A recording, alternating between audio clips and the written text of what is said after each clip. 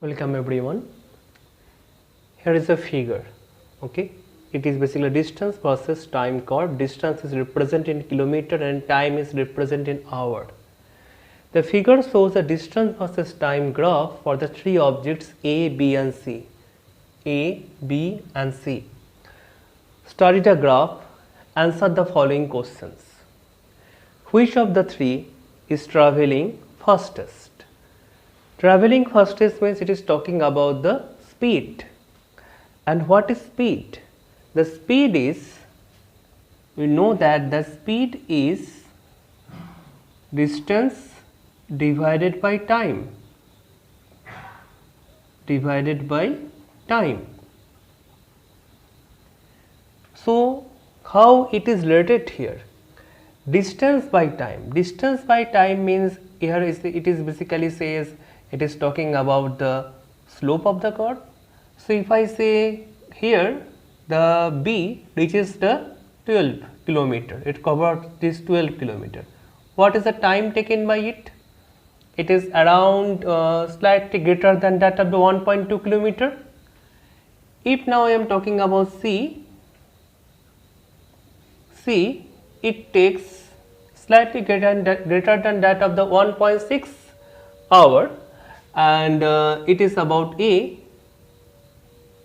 So, A takes the greater time than that of B and C. So, if the time is greater, then the speed is less, because all of them A, B and C covers this 12 kilometer distance.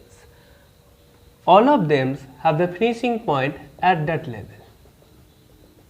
So, all of them basically covers this 12 kilometer. So, distance is same for A, B and C, but the time taken by A, B and C are different. B takes less time, A takes greater time.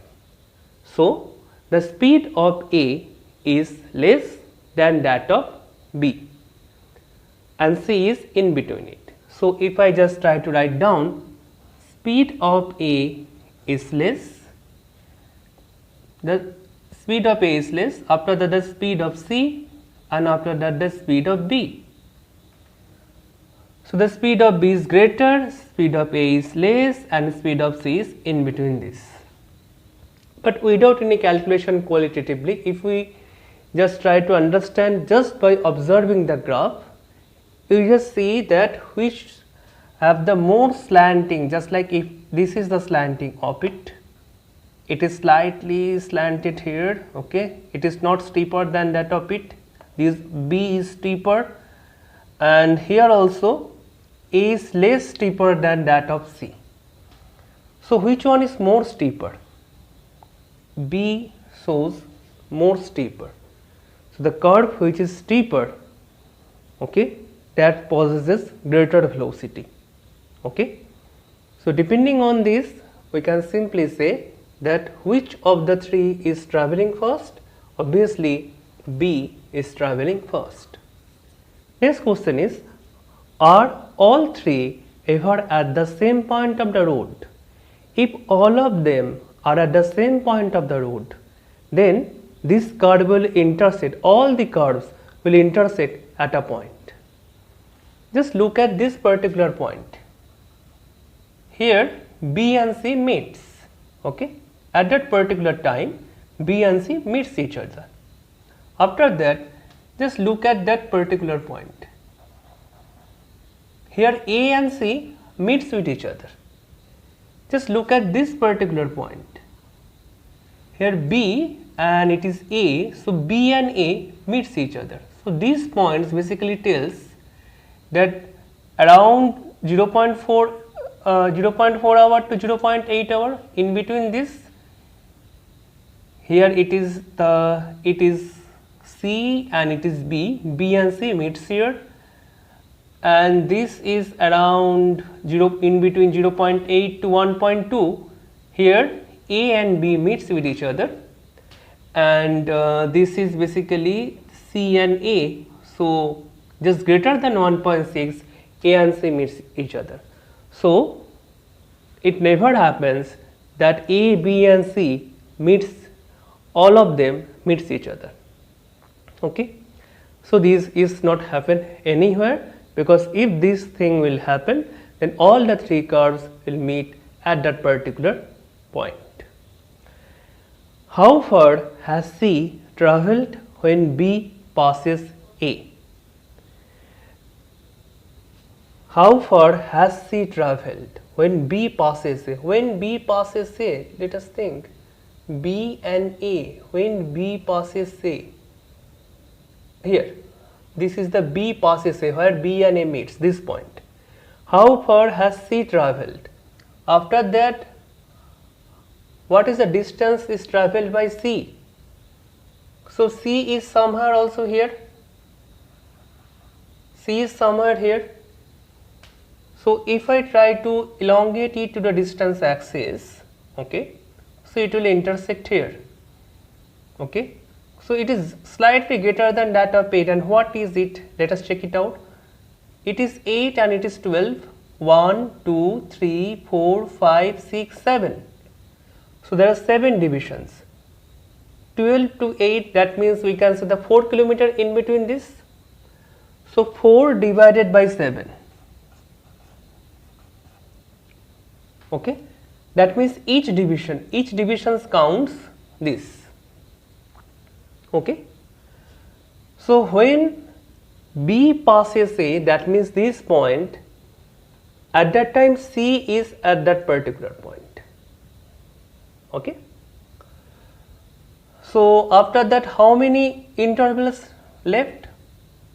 1, 2, 3, 4, 5. 5 gaps left. So that means it is 20 divided by 7 kilometer. So 7 to the 14, 7 to the 14. So 2 reduce 6 by 7 kilometer. So C have to travel 2 reduce 6 by 7 kilometer.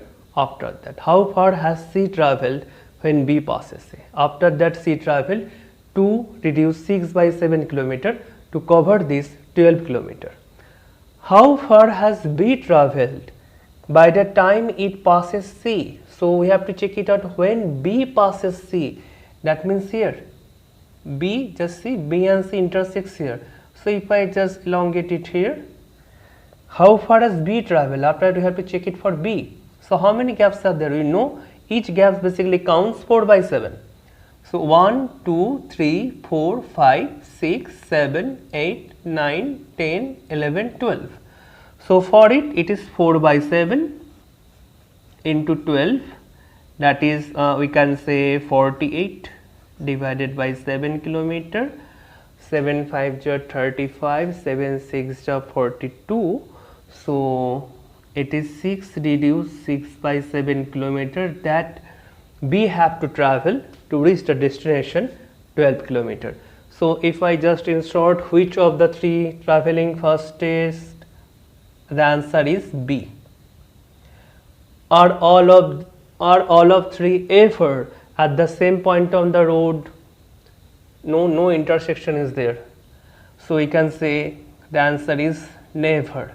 How far has C travelled when B passes A? We have calculated 2 reduced 6 by 7 kilometer.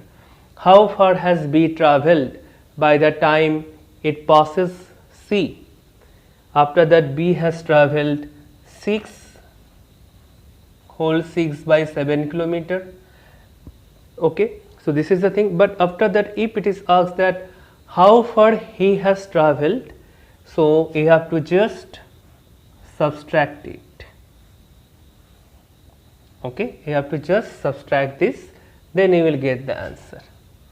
This thing he has travelled already, and here also I am just writing down here, that is 12 minus 6 reduced 6 by 7 kilometer that it have to travel to that it has travelled already.